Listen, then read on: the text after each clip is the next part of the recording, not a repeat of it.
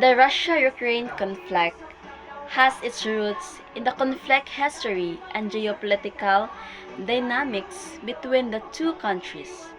After the dissolution of the Soviet Union in 1991, Ukraine became an independent state, while Russia sought to maintain influence over its former Soviet republics.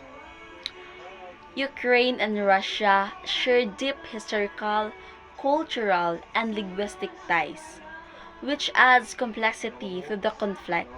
However, Ukraine has sought to distance itself from Russia's and its influence and assert its own national identity. And the conflict has led to the significant loss of life because displacement of people and deteriorations of the relationship between Russia and the West. Attempt to resolve the conflict through diplomatic means such as the Minsk agreements have had limited access so far.